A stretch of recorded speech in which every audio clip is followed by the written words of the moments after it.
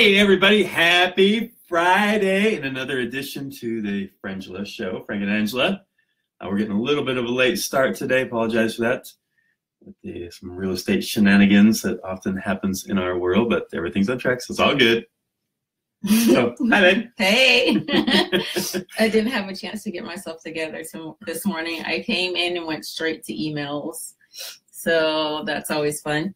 Yeah. So, and as usual, we don't have any idea what we're talking about, so we'll just kind of make it up as we go. As you know, this is a show of sometimes important charged topics, and other times it's just random nothingness. So it's going to be one of those days. Yeah, it's going to be a random Happy March 23rd. Day. Oh, yeah, there you go. There's something to talk about. It's March 23rd.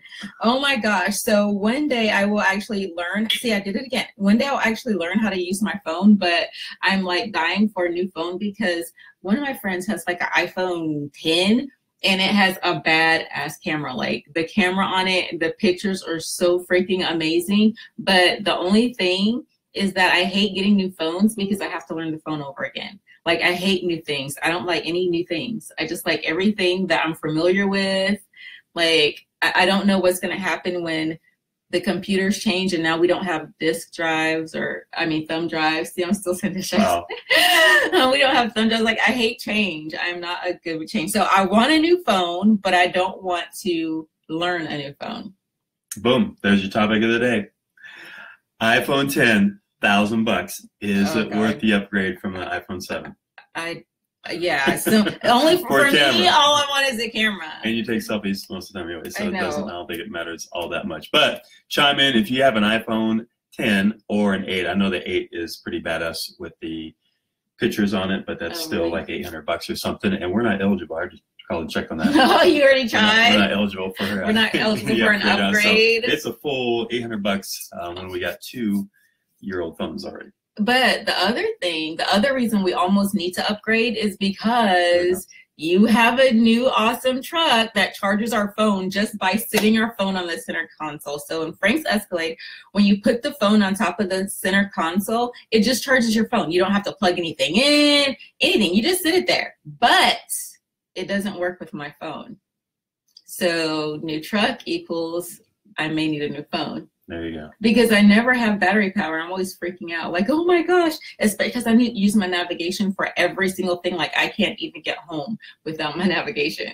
So it uses all the battery. It drains the battery super fast. So I need to be able to just like charge the phone whenever. And I always like forget to bring my charger in the car or something always happens. So the fact that your car just lets us charge the phone by just sitting there, that means... Or an alternative is shut down all your background apps because you probably got like 26 of them running. Yeah. And for like $30-$40, you can always get another charger, which is a little cheaper than $800 to $1,000 times 2 because we got to have the same phone. Fine. Yes, we do have to have the same phone. We do. I don't know why, but that's because I'm always driving. If we don't have the same phone, then Angela's impossible on trying to figure out the phone. So as much as she hates it, we have a choice. You drive or you work the phones.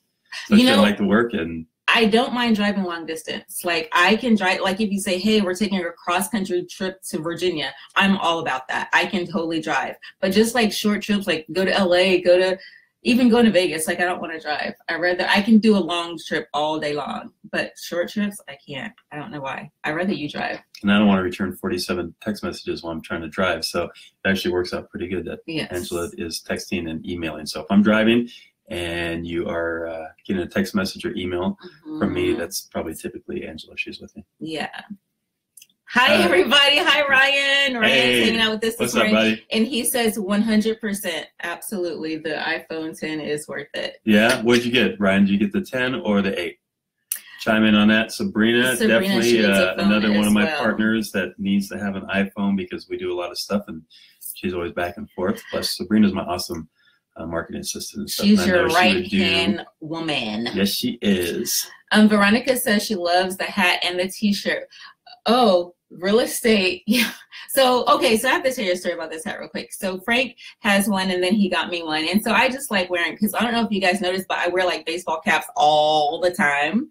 And I have favorites. This was my new favorite because I love the way it fit on my head. Plus, people ask you questions and then I just refer them to Frank. They're like, oh, so you guys are in real estate? I'm like, yep. But the weirdest thing happened the other day. And if they're on our, I'm sure they're on our Facebook, but it's okay because it's all in love. But this was a little bit annoying to me. So I was wearing this hat and someone asked me about, like, literally not, oh, hi, you're in real estate, what's your name? They're like, oh, you're in real estate, how many deals do you do? Do you think that's weird? I think that's so weird. No, that's how we talk in real estate. Unfortunately, you know, it's not like, hey, what's your name, how's your kids, and that sort of thing. It's like, what do you do? So and, that's normal? It is normal in our industry. I was just taking it back. I was like, I'm a what?